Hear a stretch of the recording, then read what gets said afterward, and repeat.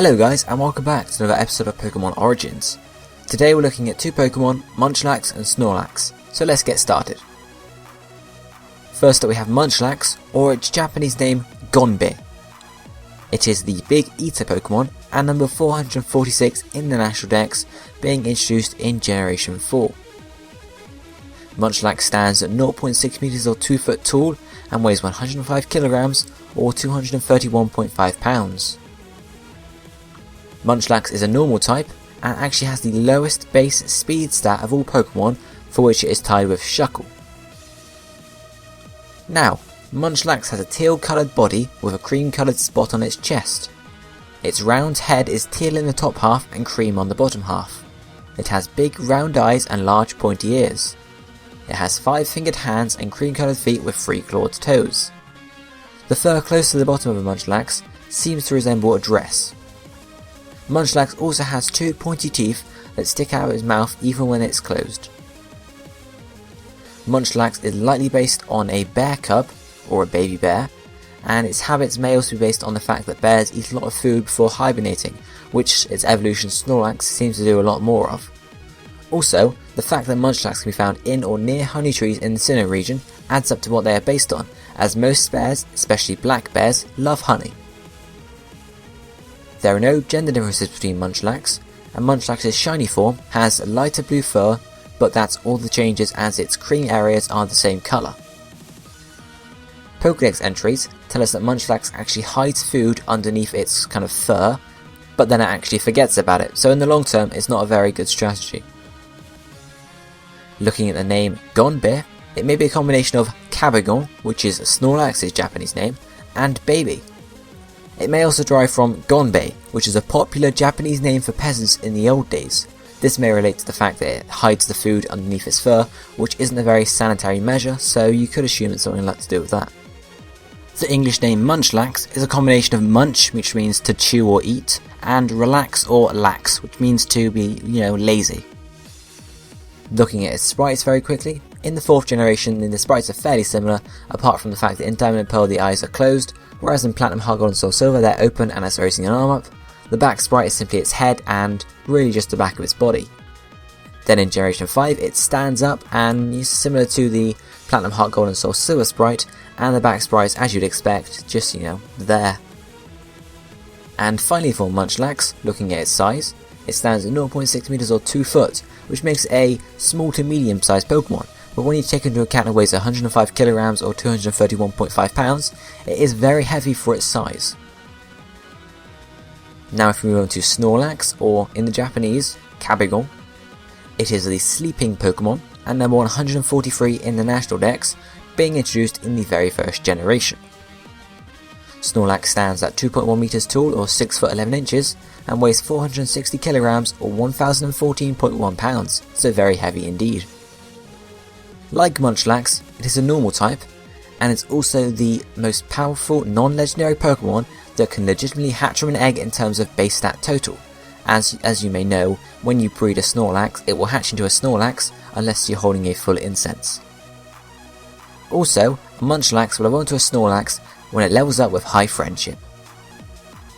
So, Snorlax is a huge bipedal dark blue-green Pokemon with a cream-coloured face, belly and feet. Its body is composed mostly of its belly, where most of its fat reserves accumulate. Its head is large, with small pointed ears and 2 sharp teeth protruding from its lower jaw. It has large hind feet with 3 claws and a circular brown paw pad. And it has short arms and has 5 foreclaws, which are, like its arms, very small. Snorlax is most likely based on a hibernating bear or a teddy bear, but may also be based on the large cave-dwelling bears Ursus spilaeus, which are extinct and used to be around in the Pleistocene era in Europe. Also, some of its inspirational ideas may be based on a food coma, as it eats large quantities of food, then takes a nap, which is a symptom of a food coma. Snorlax also shares some traits with sloths, who are often portrayed as lazy and sleepy creatures. However, Snorlax can be, active at times. Like Munchlax, there are no gender differences between Snorlax, and Snorlax's shiny form has lighter blue fur and a more tan coloured belly, feet and face, which is slightly darker really.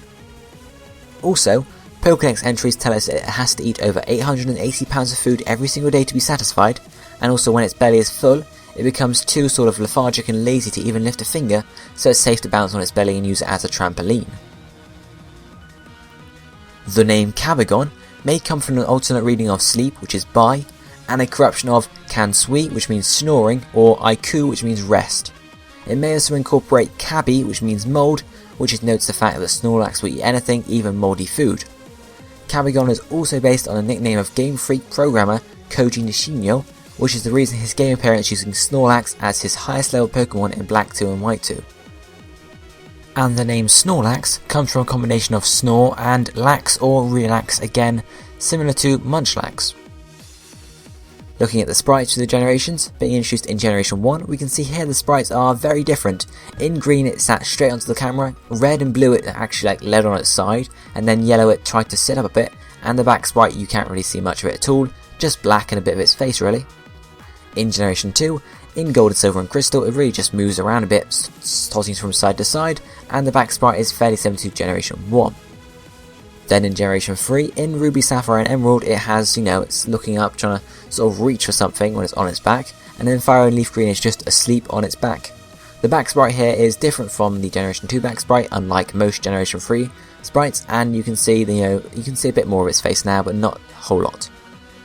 Then in Generation 4, in Diamond and Pearl, it sits up and it's, eating its hand, while it rubs its belly with its other hand, and in Platinum it then sort of sits back a bit and changes design a bit because it loses sort of the head structure. It's not as predominantly based on its head, it sort of just molds into its body a bit more.